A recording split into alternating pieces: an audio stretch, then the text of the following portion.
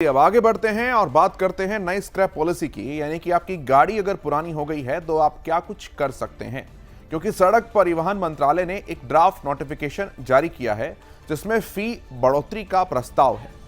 दरअसल फी बढ़ाने का जो नया प्रस्ताव है वो पुरानी गाड़ियों को रोड से हटाने की नीति यानी कि व्हीकल स्क्रैपेज पॉलिसी का एक हिस्सा ही है। प्रस्ताव की अगर माने तो अगर कोई आरसी रिन्यू करवाने में देरी करता है तो उसे प्रति महीने 300 से और 500 रुपए की दर से जुर्माना भुगतना पड़ेगा। तो वहीं कमर्शियल वाहनों का फिटनेस सर्टिफिकेट रिन्यू करवाने में देरी अगर होती है तो रोजाना 50 रुपए की दर से जुर्माना लगेगा। यानी कि जितने ही दिन आप देरी करेंगे उतने ही दिन के हिसाब से प्रतिदिन 50 रुपए का जुर्माना लगेगा।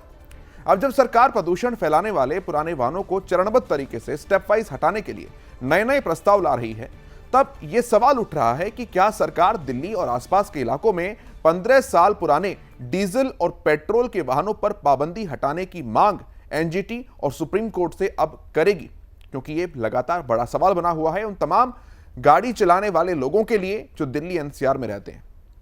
उपभोक्ताओं की आवाज उठाने वाले अनिल सूद कहते हैं कि अगर सरकार प्रदूषणकारी पुराने वाहनों को चरणबद्ध तरीके से हटाने की नीति ला रही है तो फिर यह पूरे देश में एक साथ लागू होनी चाहिए, सिलेक्टिव तरीके से कुछ कुछ हिस्सों में नहीं।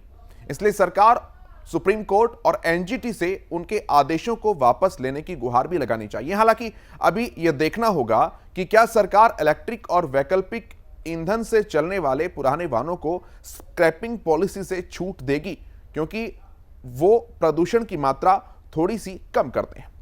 पुराने वाहनों को हटाने की रणनीति के तहत अब निजी वाहन जो है यानी कि प्राइवेट व्हीकल्स वो 15 साल पुराने हो जाएं तो हर 5वें साल उनकी आरसी को रिन्यू करवाना होगा। इसी तरह अगर कमर्शियल वाहन है, कमर्शियल व्हीकल जो है वो 8 साल पुराना हो जाए तो उसे हर साल का फिटनेस सर्टिफिकेट भी लेना होगा। रोड ट्रांसपोर्ट मिनिस्ट्री ने फिटनेस टेस्ट में पास नहीं हो पाने वाले वाहनों को स्क्रैप करने के लिए रजिस्टर्ड स्क्रैपिंग सेंटर्स खोलने का भी एक पूरा मसौदा जारी किया है।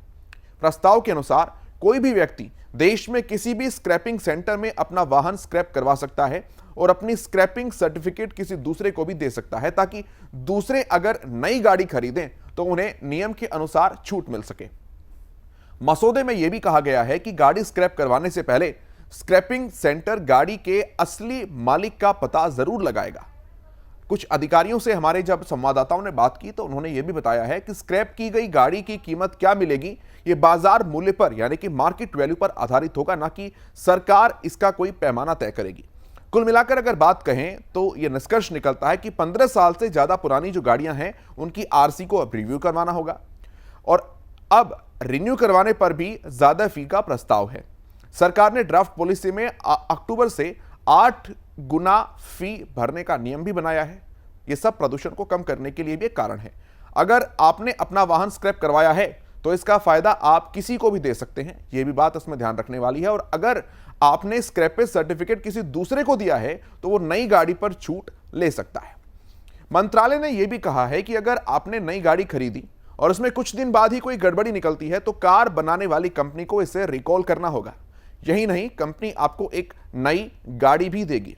इस नियम को जो कंपनी नहीं मानेगी उस पर 10 लाख रुपए से लेकर और 1 करोड़ रुपए तक का जुर्माना भी लगाया जाएगा। यह नियम 1 अप्रैल से लागू होने वाला है। इसके लिए सरकार की तरफ से नोटिफिकेशन भी बाकायदा जारी कर दिया गया है। नए नियम के तहत कोई भी कार निर्माता कंपनी तभी कार रिकॉल के लिए बाध्य होगी जब गाड़ी लॉन्च होने के 7 साल के भीतर उसके पास 20% गाड़ी में खराबी की शिकायत आ जाती है।